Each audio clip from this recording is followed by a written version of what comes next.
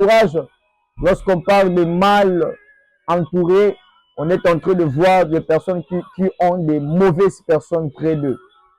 On voit des personnes qui mangent, qui habitent, qui vivent, qui s'attachent avec de mauvaises personnes. Lorsque tu comprends ton entourage, tu comprends aussi ta destinée.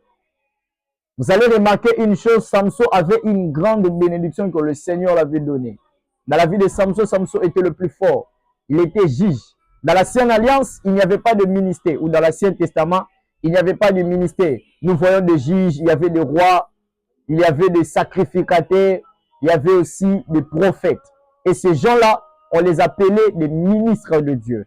Donc, en réalité, on les appelait des ministres parce que le Seigneur utilisait à l'époque de juges, le Seigneur utilisait à l'époque de rois, il utilisait les sacrificateurs et les voyants qu'on appelle aujourd'hui des prophètes. Alors, bien aimé dans le Seigneur, dans la vie de Samson, Samson était un homme de Dieu. Samson était un juge dans l'Ancienne Alliance.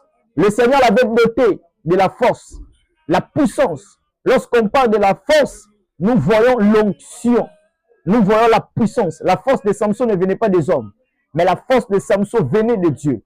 Alors, peuple de Dieu, lorsque tu connais ta force, lorsque tu connais ce que Dieu t'a donné, la capacité que tu as, la première des choses à faire, c'est de protéger ce que tu as. Comment protéger ce que tu as?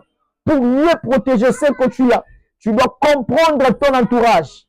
Tu dois comprendre là où tu es, le milieu que tu es.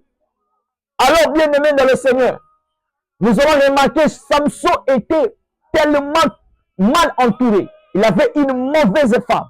Et cette femme, elle était utilisée par les ennemis de Samson. Et voilà pourquoi, bien aimé, Samson, il était